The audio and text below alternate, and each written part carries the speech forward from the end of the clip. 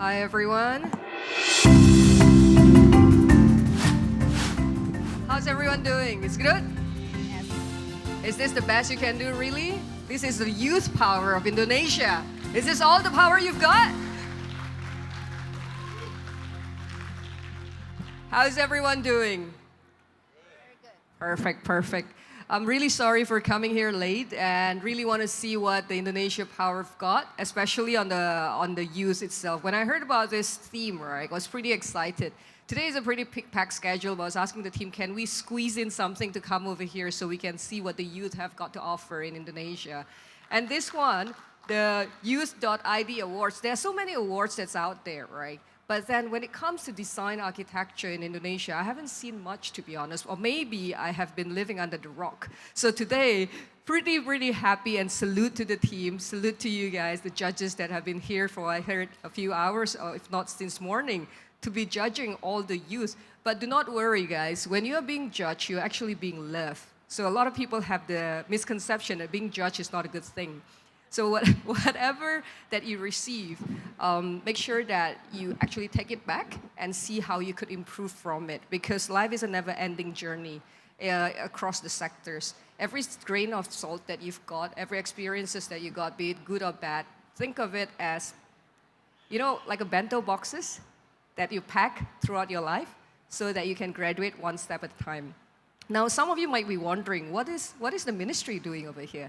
And what is the Ministry of Creative Economy? And perhaps some of you have seen this signage over there, Keren, Kece, Kreatif. So this is our signage, and then you nod a little further, you shake it, and that's how you rap, right? Now, this ministry is new. It's around 180 plus days old.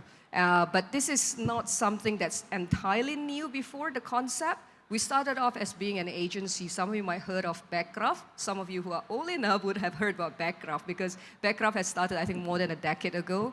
And afterwards, it was combined with the Ministry of Tourism and Economy Creative. And only this time, in this cabinet, that creative economy is split off into a new ministry itself. And the reason for that is very clear, because creative economy is indeed the new engine of growth. Now, even having said that, a lot of people still ask me a question, what is creative economy? All I see, Irene, is you go out there, watch a movie, listen to music, and have fun. Because here's the creative world, right? When a lot of us are actually drawing, a lot of people might think, what are you doing? We are all typing and working, and are you actually working? Well, we are. Now, that is the state of creative economy. I'm sure that a lot of you guys might have faced challenges if you say that you do want to create games, if you say you do want to be a movie makers, or if you say you want to be a designers. Not everyone is lucky to have the blessing of the parents, right? Does anyone feel that? I see a smiley face over there. So that's what the ministry is here for, to give legitimacy. Creative economy covers 17 plus subsectors. It started from fashion, culinary, beauty and fashion, handicraft, games, application, animation, TV, animations like Jumbo. If you guys haven't watched Jumbo, I suggest please do and watch it. Architecture, interior designer, TV, music, and many others. Three of the new ones that we added on is digital content, which includes YouTuber, VTuber, and VTuber is virtual tuber, pretty much a shape of an anime, but powered by human at the back end. And for new tech, we are looking into blockchain and AI as well. And if you're wondering what's the difference between what the Ministry of Creative Economy is doing and what other ministries are doing, like Ministry of Finance will govern the cryptocurrency side of things, we govern the projects. So we pride ourselves in being the subject matter expert in every industry that is under us. Similarly, when it comes to architecture and interior designing, we pride ourselves in wanting to learn, being very hungry to learn from youth, seniors, experts, providers of manufacturers, be it in Indonesia or overseas, to see how we can do this together as a nation. If our tech is not yet there, who can we learn from? And as a country, we should facilitate that so that G2G relationship will start, regulations could follow to support instead of dampen the economic growth in each subsectors. And talent growth is extremely important. And that's why venues like today is really, really, really, really vital for us because the youth is the future indeed of the nation. Now, when we talk about architecture and interior design, it goes beyond drawing because there are a lot of aspects that's within architecture right now, especially now.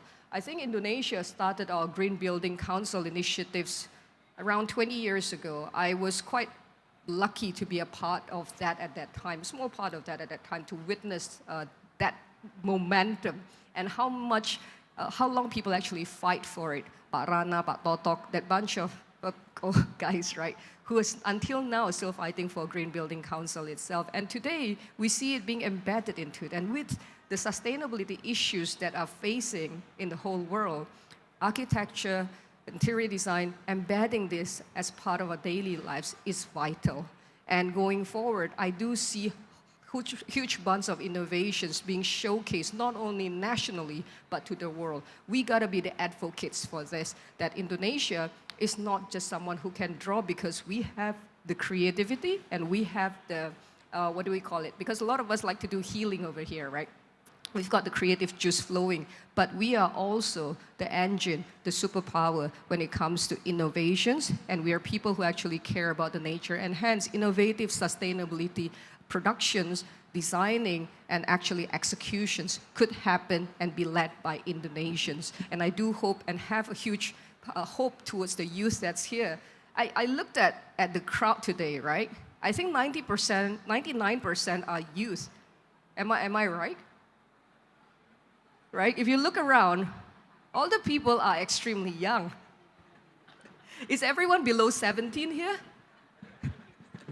I only have one person, 2 people, 3 people saying that they're below 17. I like that spirit. You know why? Because age, ladies and gentlemen, is just a number. Age is just a number. Do not let that hamper you. And youth, do not let anyone say that, guys, you are still studying and hence you don't have enough experiences, so you got to listen to us. Do not give in to that, please. Because you guys are at the forefront of innovations. You guys know technology more than a lot of us. A technological update with whatever gadgets that you guys are using.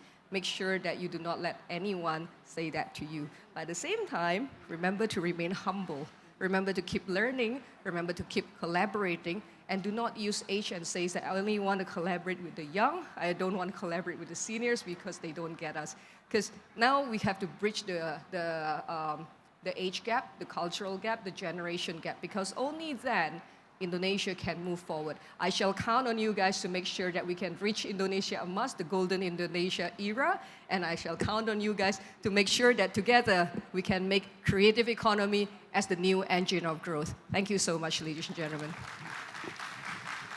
Thank you very much, Bu Irene Umar, for the inspiring remarks and speech.